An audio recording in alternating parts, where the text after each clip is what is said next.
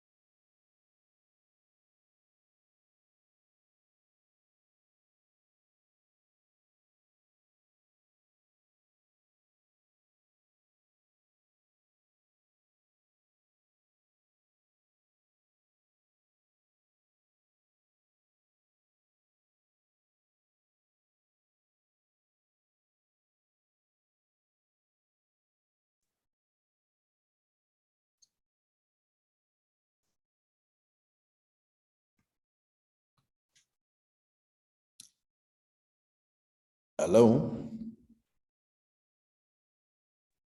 Hi, Napoleon, how are you? Good, thanks. Can you hear me? Hi, Napoleon, how are you? Great, thanks. Hi, Gladys.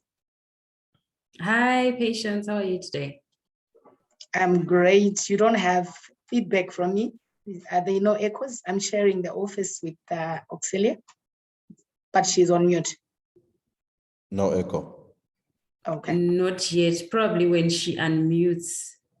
All right, we were just communicating that we can't unmute at the same time. Okay, no, that's fine. I don't know about my light. Is that okay? Are you able to see clearly, guys, or it's too much light? You are very hazy, actually. Can you maybe go to a background that's not behind blinds? Because those blinds, or maybe you need to close the blinds, because those blinds are bringing some reflection, some light reflection, which is making your face quite hazy. Okay, you can tilt to a white background, that white background.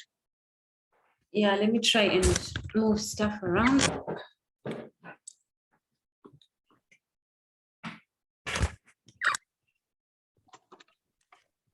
So what we do?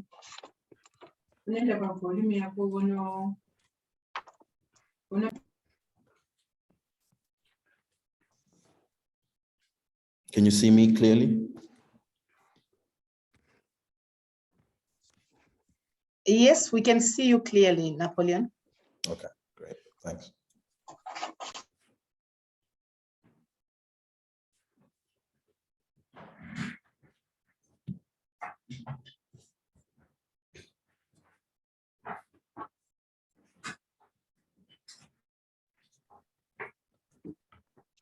Afternoon, guys.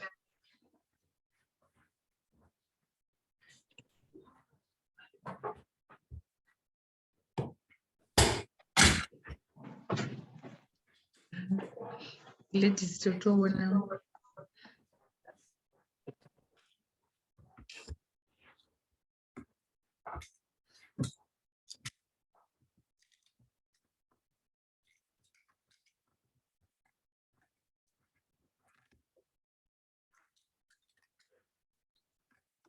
Hi, is this better? Yes, far better. It's actually perfect. Oh, Yes, that's a perfect background.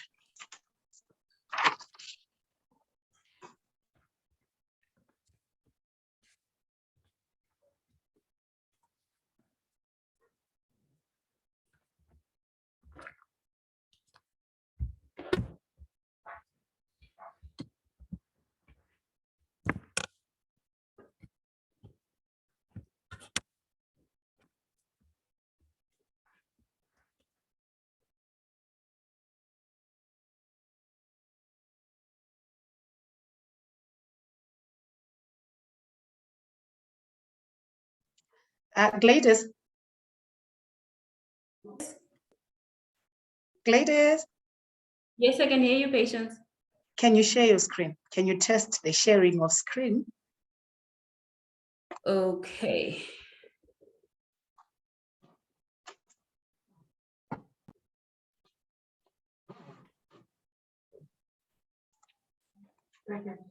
Yep, it's coming out well. Okay.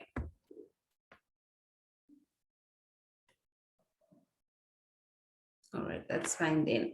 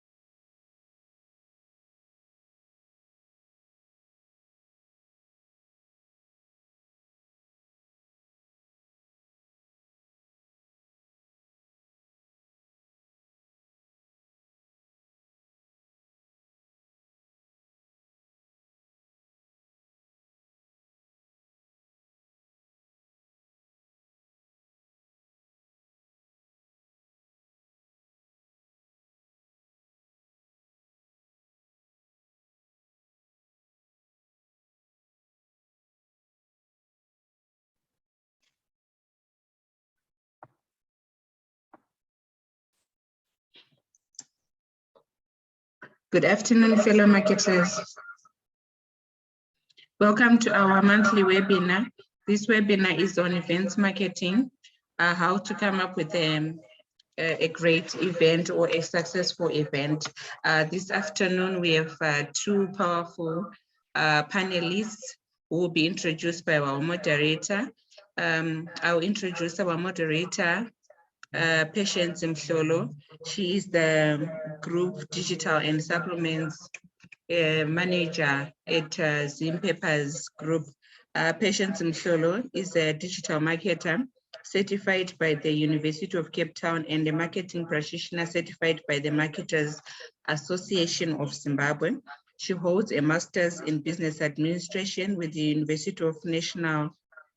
National University of Science and Technology, NAST, and a bachelor's degree and general management with the Women's University in Africa.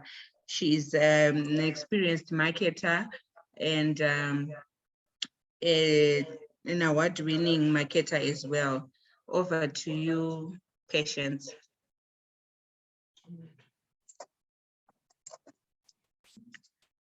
Thank you, Auxilia, for the warm introduction. Good afternoon, everyone. Good afternoon to our participants. We are seeing many of you right now. Good afternoon to the panelists, the two guest speakers in the house. Thank you all for logging into this very beautiful event, which you are going to learn as many things around events. So events, ladies and gentlemen, they are a major revenue driver in some organizations. In some organizations, they are non-revenue generating, but either way, you want a successful event. So this afternoon, we are going to learn about how to come up with a successful event. We are going to learn about the important factors that you need to consider when you are marketing an event, how to deal with crisis, because most of you who have had events before, you know that sometimes there is a crisis that just comes from nowhere, and you need to solve that and proceed with an event flawlessly. So we are going to learn about that. We are also going to learn about how to avoid a crisis. So you can even avoid a crisis. We are going to learn about that. The planning, the do's and don'ts, we are also going to learn about those this afternoon. Why am I preempting this? I want you guys to keep logging on. Don't drop. Make sure you have enough data to listen to all this, to have as much learning as possible. Before I introduce the first speaker, rather, I would like to give some awards, some giveaways rather, to the first two people, the early birds who have logged in first. We have Don Blue Eyes and Michelle Due. Those are early birds. They logged in on time. And these giveaways, we have gotten them from Impala Car Rental. So Don Blue Eyes, we are going to give you a thermal cup, courtesy of Impala, and Michelle Due, a food bag, courtesy of Impala Car Rental. You will then come here to MAZ and collect your giveaways. Without further ado, ladies and gentlemen, let me introduce the first speaker.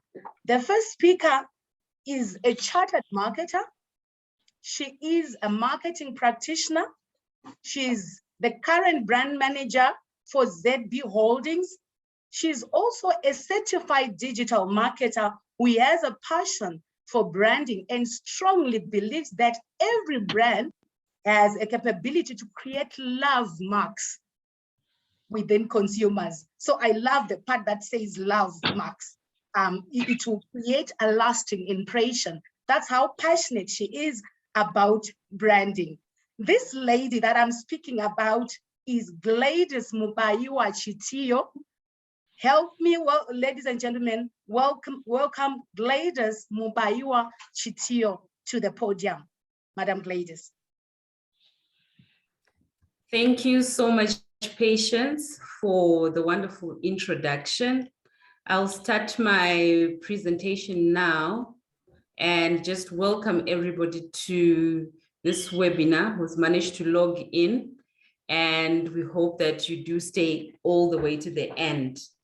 As you've heard, my name is Gladys, and I'm going to be talking on event marketing.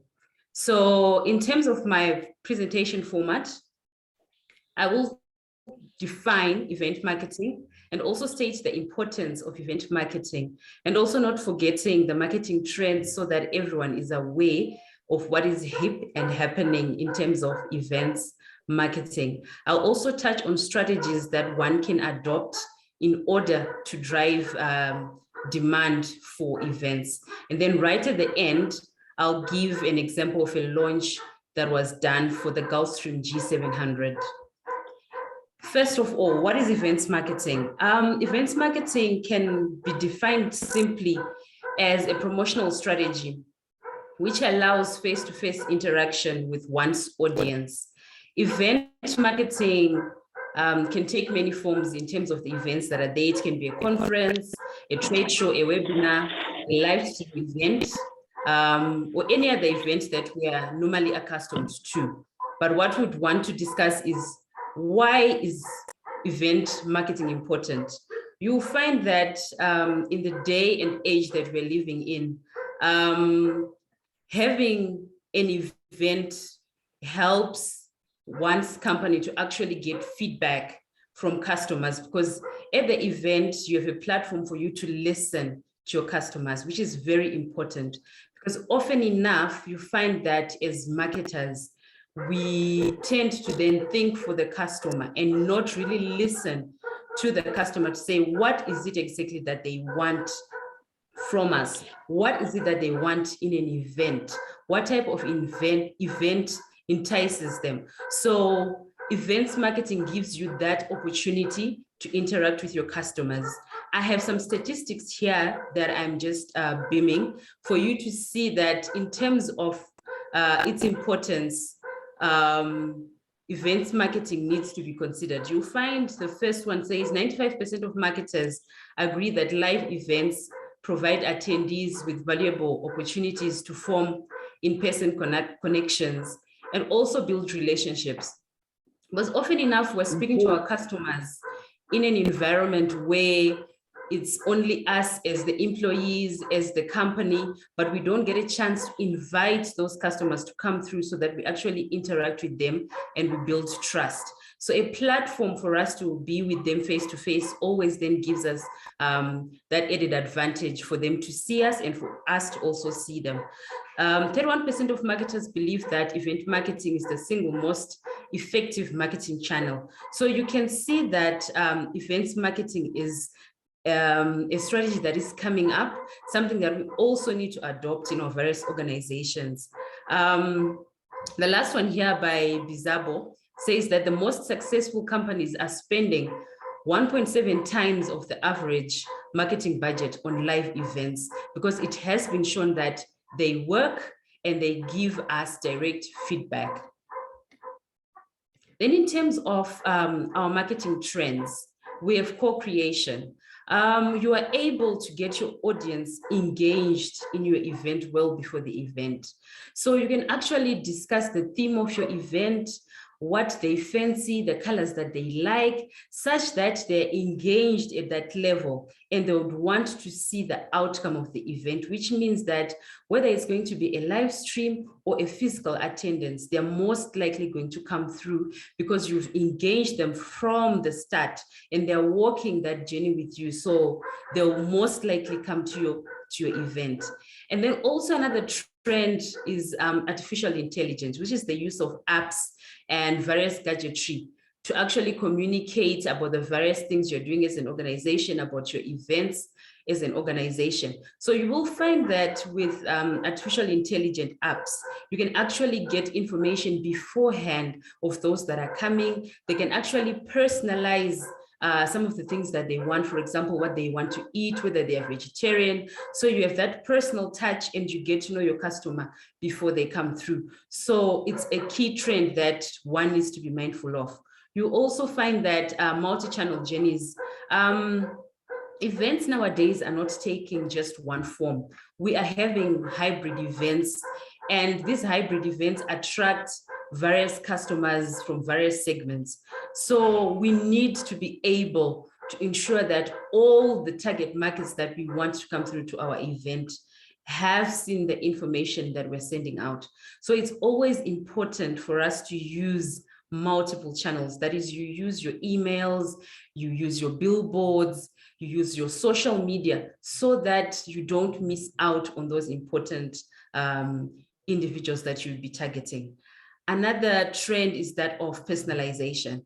Because our customers are constantly evolving, and because of the digital space, they have more information on hand, and they're able to compare and contrast what other entities are doing, how they're doing their events, how they're even engaging with them. So you find that there is going to be a high need for personalization, such that when you personalize, for example, an invite to say, dear Gladys, I'm inviting you to this event, and because I know that you're vegetarian, here are the options. You'll find that someone will be more receptive, and they're likely to want to participate and also engage with you if you personalize your invites or anything around an event.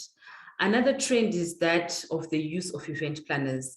Often enough, you find that when you're having an event from an organization point of view, you still need to deal with your day-to-day running of your portfolios, your strategies, while you also need to manage an event. So it's advisable to also get an event planner who will then assist you in terms of your events. But you also need to be mindful of the fact that as you choose your event planner, you need to have information readily available for them to be able to pick up your event. You need to have a proper brief that you send out to them so that they know the confines of which they're supposed to be working. And then you also need to have measurable goals, which you then tell your event planners to say, this is what we want to achieve at the end of this event. These are the number of interactions that we want to achieve, be it on social media, be it physical presence, the number, the percentage of customers, and also the segments, the targets. You need to be very clear.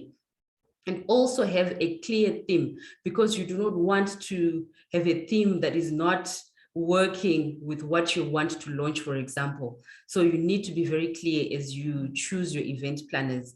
One other thing to also be mindful of, or rather the apps and tools that are available for us to use as event marketers. You can use a mood board. And for a mood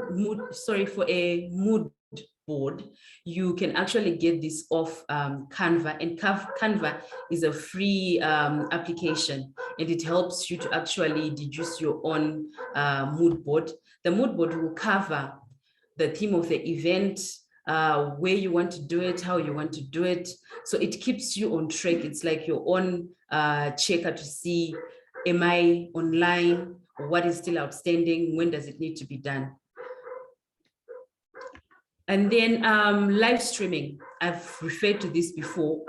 With the move that everybody's now going digital, you find that customers are also going digital. So we need to then ensure that when we have a physical event and we're live streaming that event, the customers who are physical as well as those that are watching through live stream have a seamless experience. Because often enough, what you find on the ground when one is attending a physical event is not the same as the ones that are attending via live stream. In terms of probably your gifting, it also needs to be something that you also look into. Recently, we held webinars with our customers, and we made sure, because it was a lunchtime webinar, so we would make sure that our caterer sends their lunch packs well before, such that when we're now having our live stream, they have their lunch packs, it's a lunch webinar, they're eating, all those things. So it's the same with someone who's attending physically and the one that is also attending via social media platforms. Use of influencers also trending, but be sure to choose an influencer who works with your brand, an influencer who aligns to your brand promise. Because if you then choose an influencer who is opposite of your target market, it simply means that the message is not going to get to the customers and they are obviously going to switch off. So use of influencers works, but let's also be mindful of the type of influencer that we engage.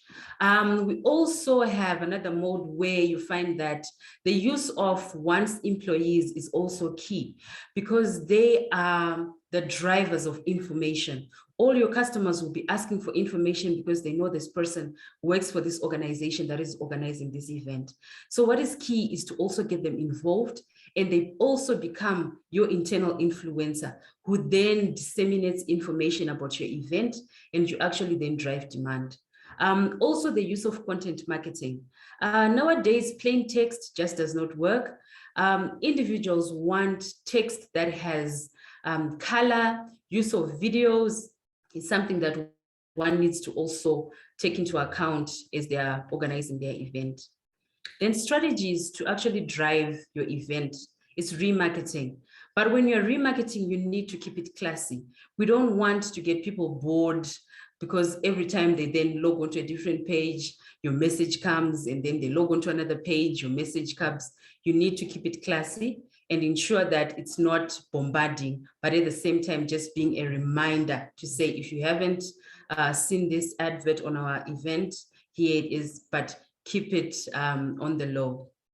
Then the use of videos. You can actually have short video clips introducing your event in short bite-sized tips so that you keep somebody wanting to see more. And that way you can also get more people coming through to your event. Then strategies to also drive your demand, the use of social media. There's some tips that I've just put here in terms of what you can do. With Twitter, you need to set up a hashtag and do a series of scheduled tweets in the build-up so that you keep customers engaged, and then they want to know more and eventually they will attend. And then even with Facebook, you can actually create an event page where you can actually be listening to your customers, because listening in event marketing is very important. You need to listen to your customers. So you listen to what they're saying, and then you take that feedback and obviously work on it to ensure that the event is a success. And then LinkedIn, promote the event on relevant LinkedIn pages. You find that some pages will not resonate well with the type of products that you want to advertise or you want to launch. So you need to be selective in terms of the platforms that you actually use. And then on Instagram, you can post about the event, that is stories before and during the event, because you can actually then get on other customers or influencers who hook onto your platforms during the event. So it's also important that during an event, you keep the social media consumer entertained and well aware of what is happening during and even after the event. Then I would like to show you a video clip of the Gulfstream G700 launch that happened. I'm just going to sort of clip it so that you get to the point which I want to emphasize on, but the video will be available and you can always then get a hold of Auxilia, who can give you the link for the video. But I felt that this was important for me to share because they went out and looked at their target market, who would actually use this aeroplane, who would actually get on it, and also who or which airlines would actually want to purchase this. So I'll just skip this video so that it goes right straight to where they begin to introduce the product. Ladies and gentlemen, I would like to present to you the all-new G700.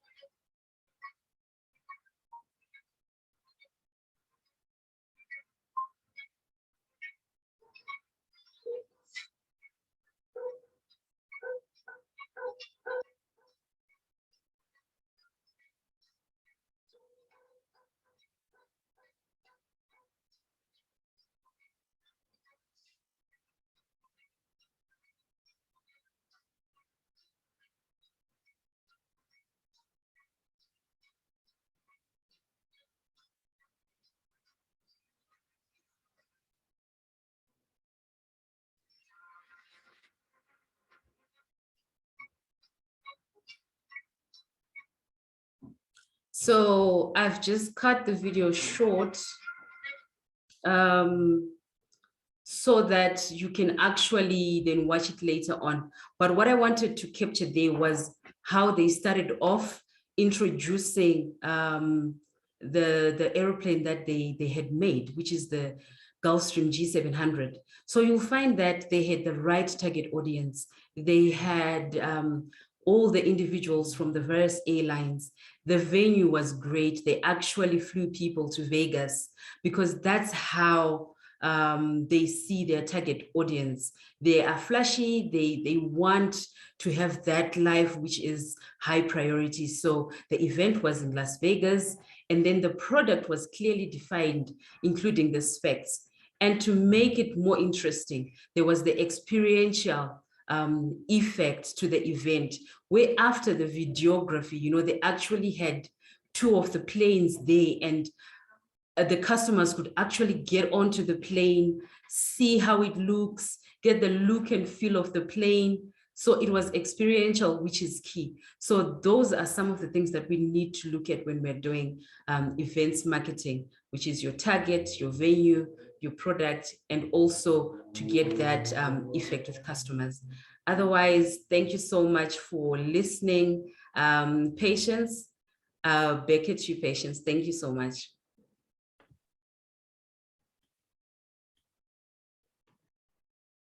Thank you, Madam Gladys. Thank you very much. That was quite insightful. So we have learned what event marketing is all about. It's a promotional strategy that allows face-to-face interaction, which marketers really want. You know, our clients with COVID, we have tried virtual, we are doing virtual, but they still want to see us. So it allows face-to-face interaction with customers, and it allows us to build the relationships that we want, the customer relationships that we want, and the trust that we want. You have also told us about the trends, the marketing trends, and I'll just mention a few out of that. Personalization, where we need to listen more to our customers. And when we know what they want, we create something that resonates with their beliefs. You also spoke about the use of event planners. We can't do it all alone. We need to involve people that have expertise around this, but obviously give them proper briefs, because if we don't do that, they will go their way and we'll go our way. You also spoke about live streaming. I love that part where you said when you are doing hybrid, physical and online, it has to be the same because it has to be seamless. You gave us an example of even giveaways and food that you give to the audiences that are online and audiences that are physical. The use of influencers that relate and align to your brand.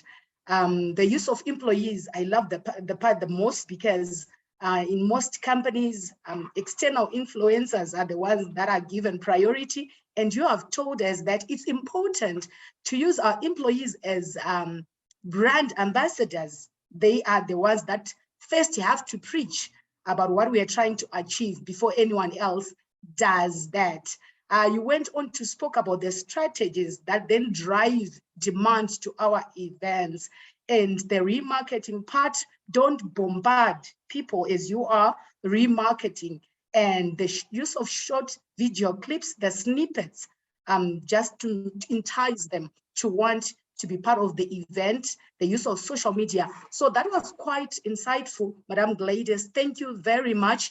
To our audiences, you can send your questions to the chat.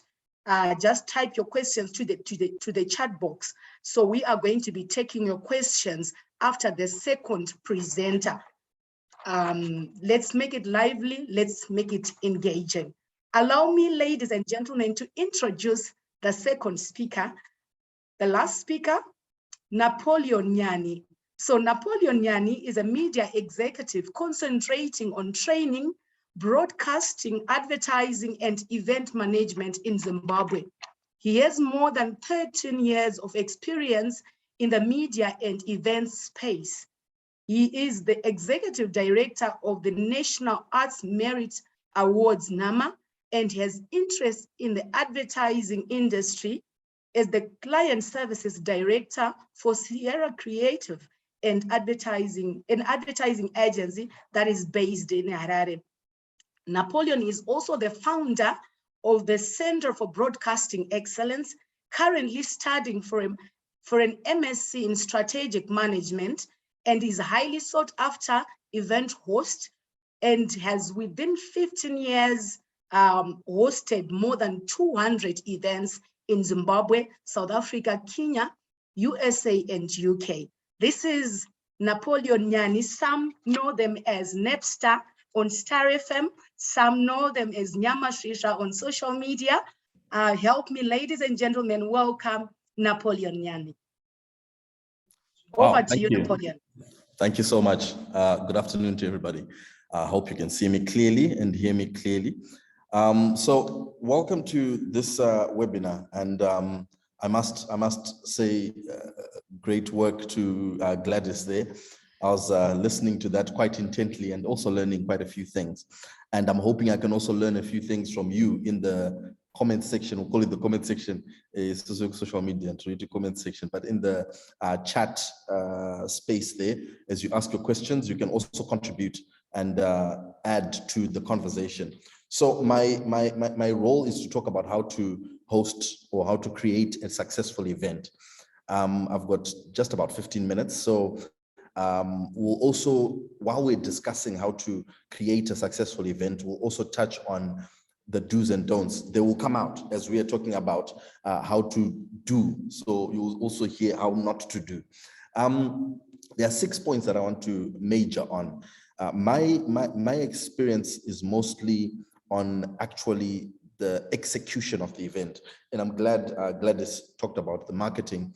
But when it comes to the actual execution of the event, that's where I want to focus on the most. And in these 6 points, the first one, we'll talk a little bit about what Gladys touched on, but we'll try and not spend time on that, and we'll go more into the execution. Now, my experience, I've been doing events since I was in high school, and that's in different capacities.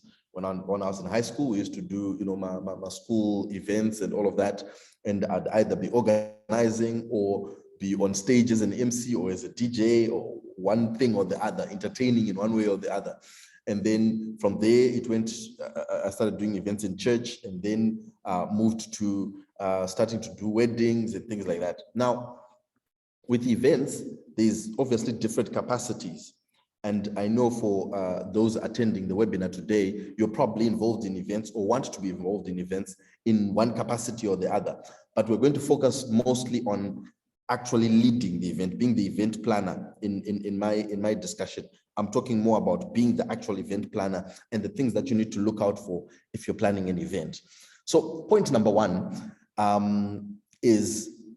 has to do with the types of events. There are different types of events, but all types of events have got two main stakeholders. That's the client, and Gladys talked about the client quite a bit. That's the client and the guest. Those are the two most important people. The client is the one who, if you're an event planner, the client is the one who's telling you that we want to have an event. They are either funding the event. For example, let's say it's a corporate, it's a bank, or it's a company that has asked you to come and plan an event for them. Or it's, for example, where I work, which is at National Arts Merit Awards. It's the National Arts Council that will come and say, okay, so we want you to plan these awards or this awards show. And so that's the client. They've got their needs, requirements, and specific things that they're hoping to achieve in with this event. And then the other side is the guests or the audience, the people that you are playing for, the people that this event is being hosted for. The client wants to host an event for these people. Your job is to be in the middle to interpret the vision of the client and also to anticipate the needs of the guests. So that's the crux of everything that we're going to talk about. You are there to interpret the vision of the client. You are there to anticipate the needs of the guests. So that client, the guests also say, oh, wow, we had a good time. If you've done that, you've achieved what you needed to achieve for the event. Happy client, happy life. Now, number two, so that's number one. Like I said, I'm not going to focus too much on it because Gladys touched a lot on the client side of things. What I'll be going through will address the guest side of things. So number two, diligent planning. It is important that as you are coming up with your event, your planning has to be thorough. It may sound obvious, or it may sound like something that goes without saying, but trust me, we do not plan as much as we should. We underestimate the importance of events by underestimating the needs of our guests, and we don't then put enough time in planning. Now, planning will help you to touch on the critical aspects that you need to touch on, like the touch points that make the event a success. And there's a number of them. Touch points like the venue. Did you walk through the venue? Did you ascertain where the stage is going to be, where the lights are going to beam? Did you stand on the stage and figure out lights say, just those basic things? We see a lot of events where those things are not done. A day before or on the day of the event, people get surprised. There's venue, there's marketing, advertising that has been touched on quite a bit. There's speakers or performers or artists, depending on the type of event that you're hosting. If it's a corporate event, it's probably speakers, or panelists. If it's a seminar or something. If it's a concert or a lifestyle event or a party or something, then there's artists. All those need to be considered well in advance. You need to plan for them, whether it's planning for their needs, planning how they will be taken care of on the day, and what it is that they're going to deliver. All those things need to be known well in advance. I've seen, for example, on the awards side of things, there are a lot of awards shows in Zimbabwe that happen, and the speakers, which is the people that present the awards, are not scripted. That's a big faux pas when it comes to events and events of that nature. People must be scripted. Anyone who goes on stage to present an award. So, for example, in Zimbabwe, we use a lot of, the sponsors or my socialites and such. Could, okay, so now we're going to the event of the artist of the year. Envelope and say the winner is, and then they hand over the award to the person. That whole process must be scripted, right? That's planning for the artists or the speakers. It should be scripted. They should be told. And scripting doesn't cost money. It's simply planning to write for them that when you get on stage, say music has played a great role in our lives during COVID-19. Here we are going to celebrate the best COVID-19 song. Done. 2 sentences, and it avoids people going on stage and feeling awkward, running out of things to say, or saying the wrong things. We have seen it before, where someone goes on stage, and it messes up the whole program. So scripting, so that's just an example of how to plan for speakers and artists. Then there's the production. We're still on planning. Then there's production. Production talks about what the event is going to feel like on stage. So it's stage production. We've seen a lot of, for example, concerts where there's no production. You have simply lined up 5 artists and they're going to go on stage and play. And 5 artists, we attend up a stage in the after that, we also end up. And maybe if they're a little bit more serious about production, then they'll say, we'll put a DJ in between. But you need to go way beyond that.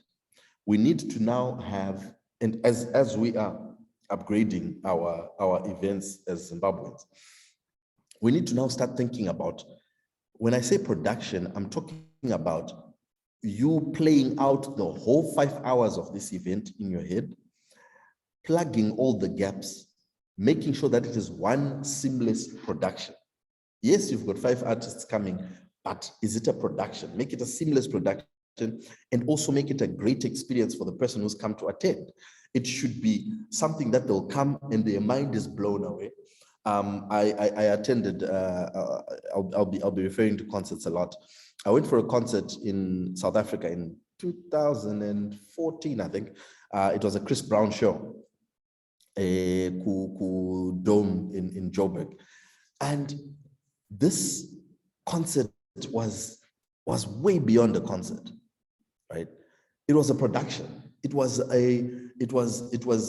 were dancers, there were fire throwers, there were things that were put in that had nothing to do with Chris Brown, but that made the whole thing so come alive, because they were thinking of a production. They were not thinking of a concert. They were not thinking, "Acha we are play a song." You get it? So it's important that as we're coming up with these productions, even if it's a corporate event, think about how things are going to flow from one thing to the next. It's high time we stop having those gaps. While people are eating their dinner, what's going to be happening? What's the production process? What's the entertainment process? What's going to happen? Okay, I'm talking too much now.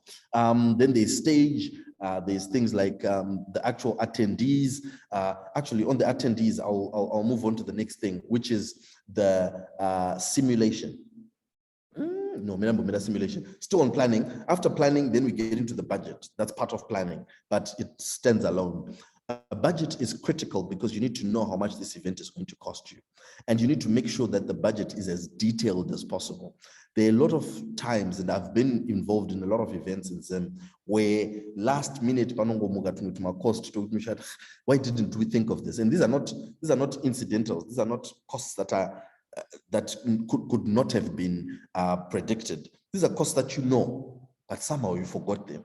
It's because the budgeting process would not have been as diligent and thorough as possible. So for you to be able to do the budget properly, obviously you need to have those lines that I've just, those touch points that I've just given of what makes the event successful. Those different things about stage, lighting, the service providers, video, what goes into the video, stage, what are the specific things, who's going to do lighting, what are the specific things under each of those things. And once we've got a thorough checklist for each of those lines, then you can start to cost all those things and come up with a realistic budget so that you actually know if you can afford this event or not. And if you can, how much is going to be needed for each of those spaces. And sponsors also come as one of the lines on that. What are the things that the sponsors need to know? And what are we going to be able to give them in return? Just a quick sidebar on sponsorship. I get this question a lot from people who are organizing events. How do I get sponsorship? It seems, for example, with NAMA, people always say, it seems you guys have great sponsors. How can we also be like that? I'll give you one tip. Sponsors care very little about how great your event is. They care very much about what's in it for them. So spend 10% of your time convincing them that you've got a great product as an event. Spend 90% of your time demonstrating to them what's in it for them. They're selfish, they're capitalist, they're there to make a profit. So if they're not going to donate money to you and just give you money so that you can make your event great, they couldn't be bothered about you. What they're bothered about is, if we come and market our products at your event, what is going to be the conversion rate? How many of the people that are coming to your event are our kind of target market? And if they come, what is the likelihood that they will interact with our brand at your event? And after they interact, what is the likelihood that they may then be converted into a paying customer? That's the value that they want. If you can demonstrate that, you'll get clients, you'll get sponsors. Okay, let's move on to, after the budget, let's move on to simulation. Simulation is something that hardly ever happens with our events. It's something that I'm also learning. That's customer experience, or some call it CXP or UX, user experience. This is when you simulate, what your customer is going to experience from the time they enter the gate to your event to the time they take their seat, to experiencing everything that is going to happen in the event, and leave to go back where they came from. That process. So now walking through that whole process and seeing where are the inefficiencies, where are the annoyances. How many times have you gone to an event and you're just annoyed? Like, why am I standing in the same queue as Bangwana VIP? Right? Those things are real. They happen. Munanga badra $150, you've done the fee VIP. And then Pano badra $20, you pinned home event. Yes, Chesitaka Kosha life, but we know one are more important than others. Badra $150. They should get some kind of distinguished or separate treatment. But they'll be there standing in the same queue. Funny enough, a friend of mine was telling me about this experience that they had at the O2 Arena in London, where they got to the function and they were standing in the same queue for hours to get into the venue. And yet, top dollar, title VIP, well, top pound. But those are some of the things that you need to now go through in terms of your customer experience, so that it's a pleasant experience for them. The event should go from being just an event to being an experience, to something that they don't necessarily just attend, but they undergo. It's a space where they are seeing and feeling and enjoying, and all that has to be. Let me check my time here, because some of us we preach. Okay, I think my time is still okay. A lot of people are still stuck in hosting events. We need to move our events into experiences. Someone should come in there and it's an experience. It's Chris Brown. It was the whole show, goosebumps, thinking, wow, when you think they are done on, and everything is popping on this, there's another stage that comes up on this side. And then Chris Brown, you're mesmerized the whole time. Let people be mesmerized by your event. Okay, I'm still going. Let me see where I am. I was on number 4. Number 5. We've talked about the customer experience. For the customer experience to be strong, there also needs to be rehearsal. That's number 5. That's another swear word with our events, a rehearsal. To do it over and over and over until it's perfect on stage. Even when you've got an artist or whether it's a corporate event or it's a part, there has to be a time of, okay, how are things going to go? Do you know where you're going to be standing? Do you know where you're going to be positioned? Right, let's walk through. This is what we are calling backstage. So at this point, when we call, you should go backstage, so that when you call your name, you are ready to, all these things. How many events have you gone to where the next speaker is announced and the person is outside, or they've gone to the toilet, or they are not even aware that they're the next speaker? All those little things. So rehearsal is critical. With musicians, even more critical. A lot of people assume that, but the Enzo, he knows his songs. What is he rehearsing? And unfortunately, even with the artists themselves, they also look at you like, what do you want me to rehearse? This is my set. I know it. Are you wanting to now tell me how to do my thing? No, the importance of rehearsal is number 1 for the people that are participating to be familiar with the venue. All right, maybe they know the venue already. Familiar with the stage. Maybe they know it already. Familiar with the lighting even, right? Because it could be too bright. In the rehearsal, that's where you say that. Familiar with the microphones and with the sound system that is being used for that event. And then if there are any things that they're uncomfortable with, it can be said during rehearsal, so that you're not there on stage now annoyed, looking like, but I'm not going to do that stage. All those things should be sorted out in rehearsal, so that we have a good plan and it is clear what we're doing. All right. My last point, number 6, is contingencies. It is important that when you plan an event, always for each of those items that I mentioned, each of those touch points, there should be a plan A, plan B, plan C, plan D. Because the way our country is set up, generally, there's a number of things that could go wrong. Magetsi anogona kuenda, mvura inogona kuenda, zvinogona kungovharwa. There's a lot that could happen, right? For one reason or the other. It's important that you have contingencies, even contingencies on specific artists that you know may not show up. It happens. It has happened before. You need contingencies on MCs. You need contingencies on speakers.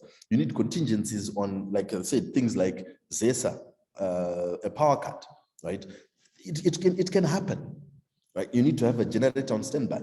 The last event that I did, we had to do the whole event on generator, even though magetsi angari, because we didn't want to have a disturbance. So 2-3 hour event had to run on generator. So now that's a cost that you have to put in there and then convince your client to say it's necessary. Unless if you're okay with a 15-minute changeover, kana magetsi again. But the generator and then my cables and then restart, and then maybe after 15 minutes we can then continue. Yeah, so those are the key things that I thought would be critical for us to learn in terms of how to produce a successful event. You'll notice that most of my experience is on the technical side of things, and I decided to focus on that. There are so many other things that we need to talk about, mostly on the customer experience side of things: seating arrangements, entrance into the venue, designation, MCs, and scripts and making sure you get the protocol right whenever you're doing government events. All of those things, they're all critical, but in the time that we had, I hope that was beneficial. Thank you. Back to you, Patience. Thank you, Napster. Thank you, Napoleon Nyanhi. That was massive. I know we have learned a lot from that presentation. So you spoke about this marketer being an event planner themselves. So this marketer in the house, they are the event planner themselves. What is it that they need to be on the guard about? So 2 important stakeholders, the client and the guest, the client being the funder of the whole thing, the sponsor, and the guest being the person that we want to be part of that event. So they are then important stakeholders. You spoke about diligent planning, thorough planning. You need to plan thoroughly. That's a must. You can't afford to have gaps around planning. So you spoke about touch points on planning, the venue, the stage, the lighting. Everything has to be done thoroughly. You can't take it for granted lest you get surprises on the day. You spoke about the budget. Yes, budget. A checklist that gives you line by line whether you have budgeted for every single thing that might look small but critical to the success of the event. I love the part of sponsors, because where I work, we always look for sponsors. We want sponsors. They would ask you, the superiors, do you have sponsors? Yes, and you said the sponsor want to know what is it in it for them. They want to know, do you have the correct target market? This target market, is it going to align with my brand? Which is very, very important, because they also want to derive value out of everything. You spoke about simulation. I love that part where you said the moment they are walking through the gate to the last minute, your customer needs the great experience, that unforgettable experience. I love the part that you gave an example around being a VIP and you are just standing in Momo, and you are even wondering, but I paid more. Why am I here? This has happened a number of times. I also remember the part where we have guests in the house, the people that are supposed to be speakers, because you are not sure, you then find yourself, these speakers going everywhere and wandering around. They are speakers, they are even wondering, I am a speaker, why am I here like everyone else? So we took that part and we learned a lot. Rehearsal, do it over and over again. Don't underestimate the power of rehearsal. You may think this person is an accomplished somebody. They know it all. They may surprise you when they see the lights, when they see the microphone, the type of the microphone, when they see the stage, they may surprise you and get butterflies all the way, and things will go wrong. You then spoke about contingency, have plan B. Things may go wrong. Have plan B. Rongeka, garawa rongeka. That was quite insightful. I know from the audiences, you may have questions. We already have a question. And this first person who asked a question, it was after the Gladys presentation. She is Hazel Ndebele.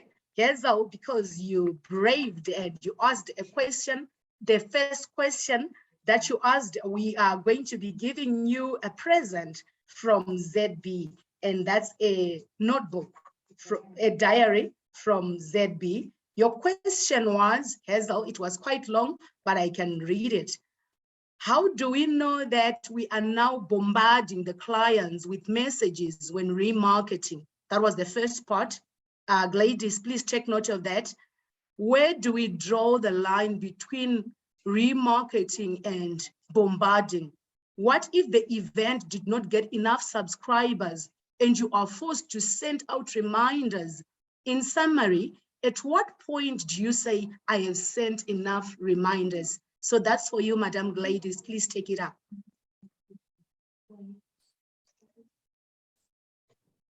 Okay, thank you so much, Patience. I had responded to Hazel, but let me just reiterate. On the first part, it really depends with the timing of your event. So if your event, say you start planning it earlier on and you have about 2 months to go to the event, it means that you can be doing reminders once a week.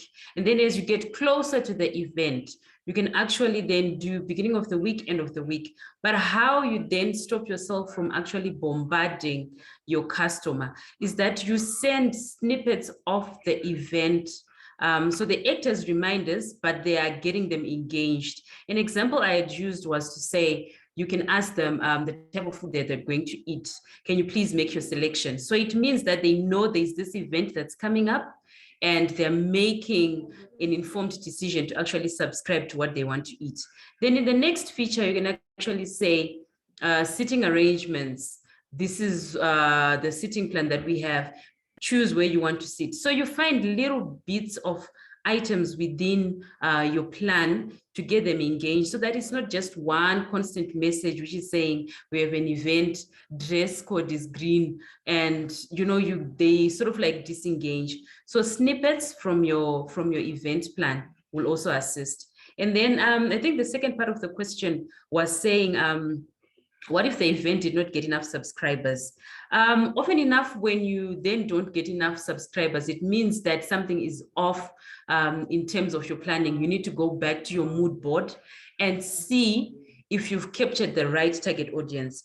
Probably you are sending out a message that's supposed to go to marketers and you are sending it to your engineers. So obviously they will not then communicate with you or engage with you. So you need to go back to the basics and see where the wagon fall off. And also one thing that I want to continue to reiterate on is customer listening. As marketers, we have this tendency to think, okay, yes, this type of customer wants 1, 2, 3, but as indicated, customers are evolving. So listen to your customers, go back and then re-engage, and then you can be having a successful event. Thank you, Patience.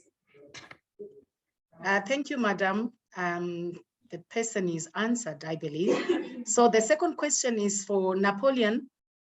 The question goes, how can you run a successful event on a low budget?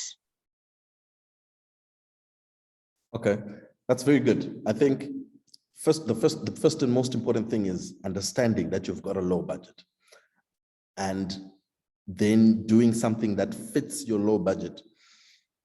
The problem is a lot of people like to compete with things that have got too much of a budget or a high budget, and then you start to measure your event and say, we didn't measure up.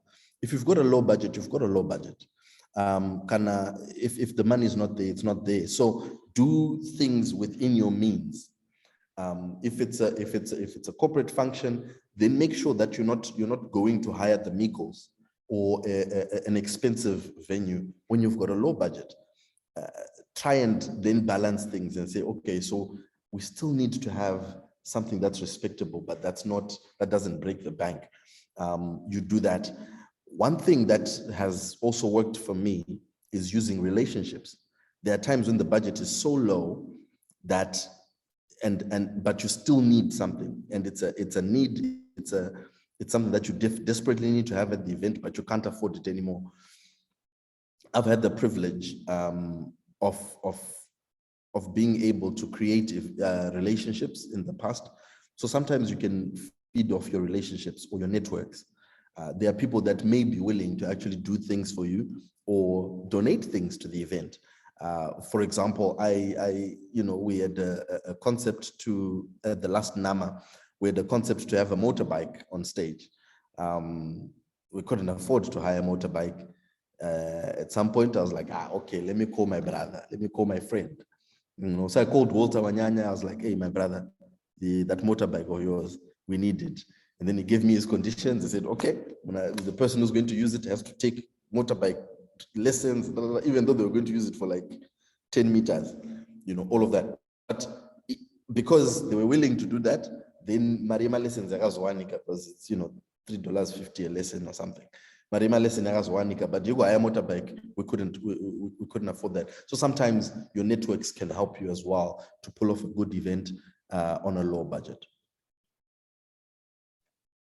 Thank you, Napoleon. So your network is your net worth. You need to invest in networks.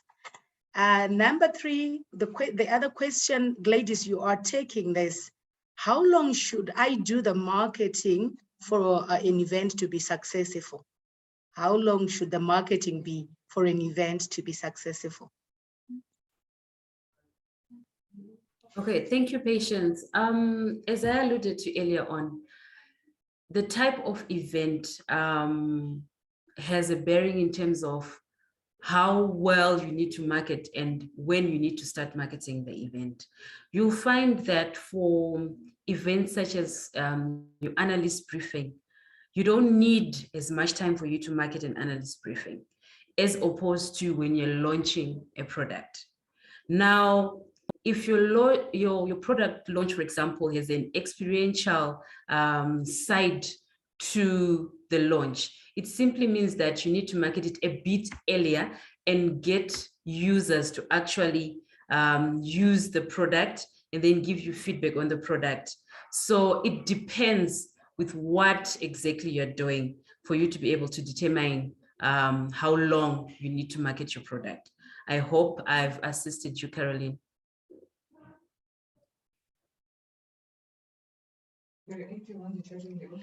Okay, thank you. Thank you for that. Napoleon, please take this one.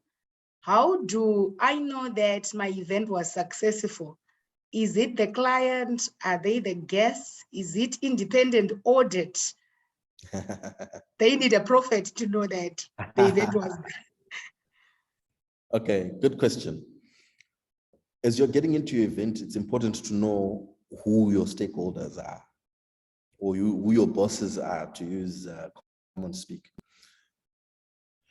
Most of the events, it's the client and the audience. There are some events that have got other stakeholders in the mix. It could be government sometimes, who may be another additional stakeholder. It could be another organization that, like with NGOs, sometimes there's an NGO, but then there's a funder that funds the NGO. So the NGO may be your client, but then there's another client behind the client. So it's different, but the important thing is to know who they are. But your audience or your guests are always there on that list. My guests, I would say, are number one, because even the client is trying to unlock funds out. They're trying to also impress the guests that will attend the event. So I would put the guests at number one as the people that you need to impress or that you need to get good feedback from. So all those things, the lights, the customer experience, all that, you're doing it for the guests that will attend the event. If they enjoy it, if they give good feedback, then your client has no choice but to also, you know, agree with their clients, because that's their end game at the end of the day. So I would put the clients, the guests on top, and then the client number two, and then other related stakeholders who may be linked to the client. So if their green light, then your event has been successful. Thank you very much. Yeah. That should be okay. There is another question. We are also seeing a hand, but the questions are coming hard and fast. There is another question here. How should you handle a situation where an event has low registrations, but maybe a third of delegates have already paid for their attendance?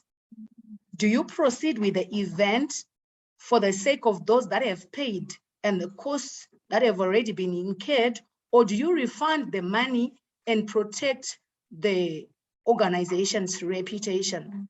Nepsa, you can take that one. Okay, thank you. That's always a very difficult decision to make. Why? Because in all fairness and in all integrity, you're supposed to go ahead with what you promised.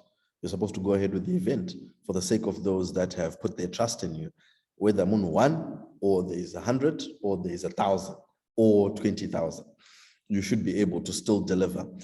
Where the problem really comes in is not necessarily the reputation of the event. Usually it's the artists, especially like most of the times, the question that you asked, usually this kind of issue happens with concerts where you've hired out the HICC. HICC is a 4,500 seater venue, and then 500 people sign up. That means that the whole place is going to be looking very empty. If I get you right, that's what you're asking. Now, it's supposed to be that you're supposed to continue with your event, right?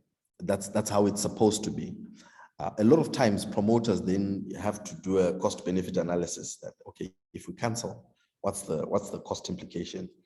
The cost will be there in terms of your reputation, because canceling is also a hit on your reputation. Continuing with it usually is a hit on the reputation of the artists, because they are the ones that feel like they failed to draw the crowds. So I remember there was one time when Wizkid came to Zimbabwe a while ago, I think almost 10 years ago. And it was reported that he refused to go on stage because there were not enough people in the audience. It's reported. And he didn't perform. So there are things like that where the artist then feels like it's embarrassing for the artist, not necessarily for the planner of the event. So the event planner, sometimes you're crippled because the artist will just say no. And then you'll be like, so you have to return my money. And they say, and it becomes a deadlock. But I would say, for the sake of integrity and for the sake of the people that have paid, they need to be respected. The event must go on. But there are times when events are canceled in that manner. I don't think that's the correct thing to do. Okay, thank you very much. So even in terms of companies, that's the same. So we also have these events that we host. You are thinking, should I proceed? Should I not proceed? I have to proceed because half expected attendees have already paid. So it's not just in terms of concerts, but even the corporate world, we have such a scenario where we are thinking, I need to proceed with this post-budget breakfast meeting, but the numbers are not coming out well. You postpone, you feel like this is not happening. So it's the same scenario, and I believe it's the same remedy that you have given us. We are seeing Mr. Taudzera's hand, Andrew Taudzera's hand. Auxilia is going to unmute the board member to speak.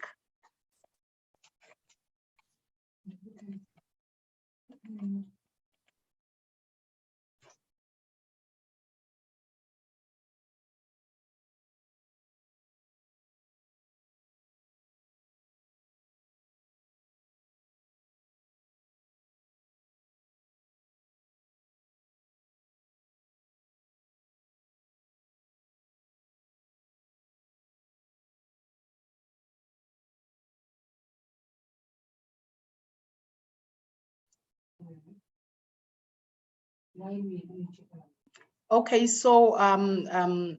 Tawodzera, you are going to be unmuted soon by the host. But while we're at it, I'm going to announce the winners. Hello, can you hear me? Yes, we can hear you. You can proceed, Mr. Tawodzera. Thank you very much, and well done to Gladys and Napoleon for the very good presentations. I think my question is really one that comes in two parts, and it really relates to timekeeping. I think probably from either of you, just to tell us what are the biggest nuggets that you can give us about time management, because when it comes to event management, yes, you can have an event plan, you can have everything scheduled, but we somehow, for some reason, always tend to run out of time. Time is like a very critical resource when it comes to event planning. People who are wedding, the groom will end up, almost, missing his own wedding because he's still running around with this one and that one. We do golf events, you end up even yourself not being able to play, the game on the day because you're still running around. What is the most critical nugget that you can give us around time management? And then while at the same time, at what point do you then say, I am canceling this event because things are either not running well, not going to schedule, or things have just gone bad? Those two questions, your critical nuggets on time management, and at what point, regardless of type of event, do you say, I now have to officially cancel this event because things aren't going to plan? Thank you. Thank you, Mr. Tawodzera. Gladys, can you take that one first, and Napoleon can do after you? Okay, thank you, Patience, and thank you, Andrew, for the questions. I think we spoke about something briefly with Napster in regards to time. So you find that a lot of times with events, we want to have that comfort to say, can we start an event now? But when you've done your pre-planning and you have set your times, it's always important for you to stick to your times so that you also don't lose your audience, because you will end up finishing the entire program on your own when people would have left.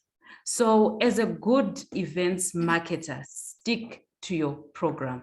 As long as you have 1, 2, 3 people there for the start time and the guest of honor is there, you need to kick off your event. Then in terms of when do you call off an event? For me personally, if you have communicated to customers that you have an event at a specific date and time, I would not recommend you canceling an event. You can cancel your event as long as no communication has gone out to the public and you've already received some confirmations. So it's never good for your reputation.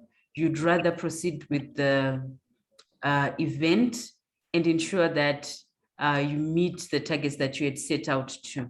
That's my contribution. Napster, you can come in. Okay, thank you. Starting off with time management, I think Gladys has answered aptly, but just to bring out the other side as well, there are times when you even as the event planner, you have to delay the program. There are times like that, and times when, for example, the guest of honor is late, or there's a critical specific group of people that have to be there for the event to start, and you can't proceed without them. Sometimes you just have to. I guess there are contingencies. So the basic tenet is that an event should start on time, and you should also be good enough with your time management to end the event on time. However, there are situations where, number one, like I said, people are late. You need to have them to create, you need to, in your communication, to anticipate all of that and over communicate as much as you can. So with people like a guest of honor, there needs to be someone who has got direct contact. You know, in most of our corporate events, we've got ministers. So the minister is your guest of honor, but none of the people on your team have got the capacity or the clout to be able to call whether the aide or minister wants to say, "Ma papi, how far are you? Can you confirm if you're 5 minutes or 10 minutes away, you know, or please hurry," you know, things like that. So there needs to be, you need to anticipate that and be able to push things before the actual time. So if it's starting at 10, by 9, you need to be following up on specific critical people that you know that if these are not there, our event is not going to start, and start putting pressure. It also speaks to our culture. There is a culture in general. You know, it's not just an event thing. There's something that needs to happen and needs to change with us as Zimbabweans. We've got a culture of simply being late. So yes, the guest of honor may be there and the people, but the actual attendees will still come 30 minutes, 40 minutes late, which, you know, yes, you may start your event on time, but it's still a bit of a sore point to think that we did the event for the guests, but the guests were not there on time. So we also need a culture change on that. On the issue of canceling an event, at what point do you see it necessary to cancel an event? Just to pick up on top of what Gladys mentioned, to say an event should still go on, and especially if you've communicated to people. Yes, there are times when you then have to weigh in the balance to say the damage that's going to happen to my reputation for canceling, is it worth it? Because sometimes it's actually better to cancel it than to do it. Yes, you'll get damage, but it's much less than the damage that you're going to experience from actually going ahead and forcing the event to happen. There are times like that. It's, you know, sometimes there's, you know, things that are beyond your control, whether it's something like a pandemic or there's, you know, been a funeral, or there are things that are the extenuating circumstances that can cause for an event to be cancelled. And at whatever point, there has to be a weighing that, okay, or whatever it is that is, that is it worth us cancelling? Because there is going to be a cost to my reputation, but maybe it's worth it at the end of the day. I hope that answers. Thank you, Nepster. Thank you, Gladys. I see the chat box. People are making conversations there, responding to questions as per presentations. As somebody said, I love the part where they said rehearsals are going also to assist in time management. It means that we're listening in when Nepster was talking about rehearsals. So a lot of responses in the chat box are showing that people were listening to the presentations, and they were also, this is quite engaging already. I'll just take one last question for time management sake, audiences. The question is, how can you counter negative pre-event publicity? The question goes, e.g., when Garwe Restaurant announced their launch, there were mixed feelings about their top guest, and some people were advocating for boycotting the event. I think it's the Zodo Wabandu thing. So how can you then counter the negativity that comes before the event? Maybe because Napster, you do a lot about artists. You can take that one. Okay, that's a tricky one. I'll still ask Gladys to help me on that one, since she's in marketing communications as well. Countering negative publicity before an event, it's a difficult one, and I would say it requires as much of an effort as would have been taken by the people that are, you know, detractors or that are trying to get your event to be a flop. You know, sometimes, yes, you need to plan properly and know who to invite and who not to invite, etc. But once the publicity has started, the negative publicity, it's important to engage it. I would think, maybe not at the level where it's at, to fight with the people on social media or whatever. Maybe not there, but to find a way of countering it, or else, you know, the event could be a flop. If they manage to do the movement and say, you know, boycott it, boycott it, boycott it, it can actually be boycotted if it trends enough. It also depends on your target audience. Sometimes it may, it's not going to get about social media, and yet your target audience is not even there. I would say, for example, with the Garwe restaurant issue, where they wanted to bring Somizi, and then they ended up having to cancel Somizi, and then they tried to bring Kelly Kumalo, and then she canceled in solidarity with Somizi and all of that. That was quite a bit of a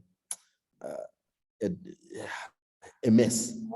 But I don't think their target audience was really paying attention to what was happening on social media. Yes, it was trending, but their target audience is quite upmarket. I think those executives were not really following what was trending on Twitter. I think, you know, they are that exclusive, they would still go there whether Kelly Kumalo has agreed to come or not.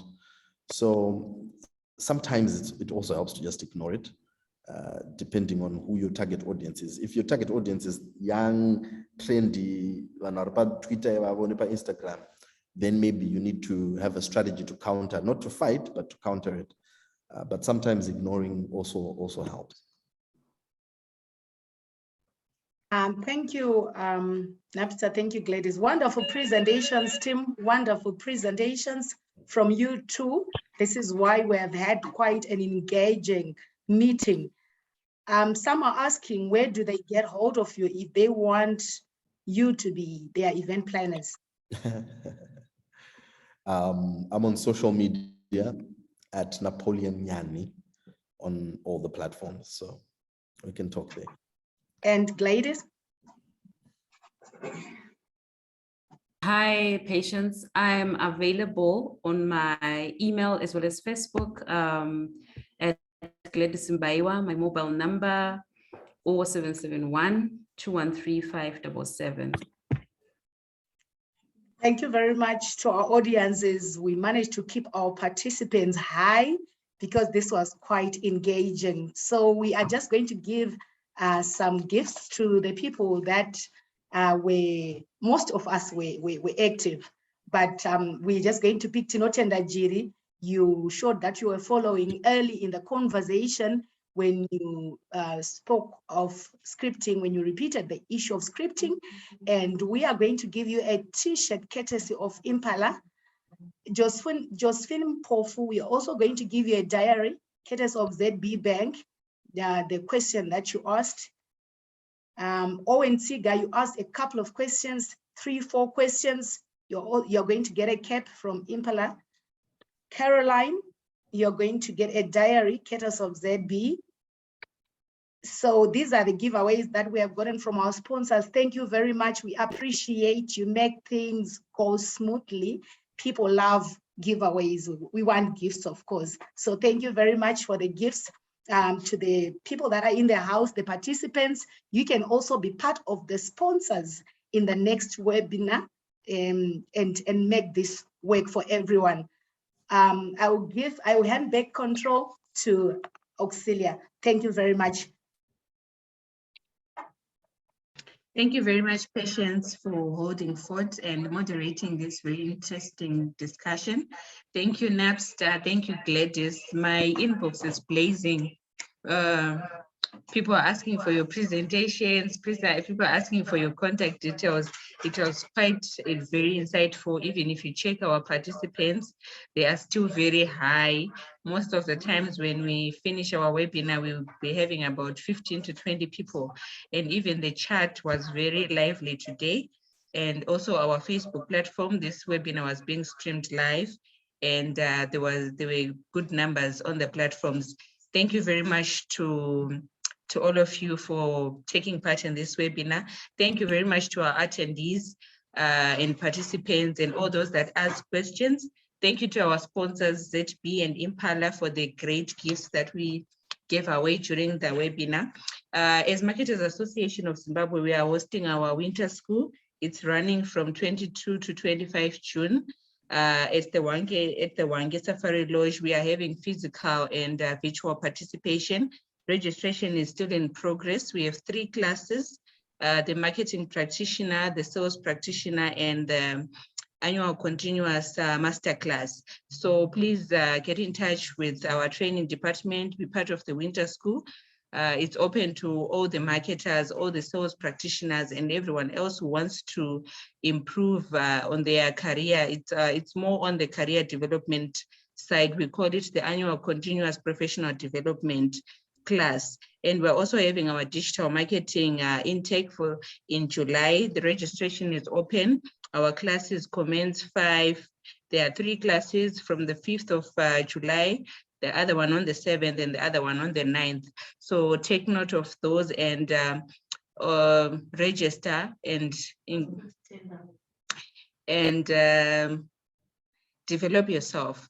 Thank you very much for taking part and being with us today. Thank you, Napster. Thank you very much. It was an honor. You are muted. Am I? Hello? Can you hear me? Yes, I can hear you. Oh, okay. Thank you very much. It All was the a way great honor. from Europe. Thank you I for don't know having which me. part of Europe you are in, but thank you very much. Thank you very much, Gladys. I could hear a barking dog at the at the beginning of the webinar. But thank you very much for that. But thank you very much for the insightful presentation. And our very articulate moderator, Patience Mhlolo from Zimpapers. Thank you very much. Thank you very much, everyone. Next time, till we meet again next month on our webinar. Cheers, bye. Thank you, bye.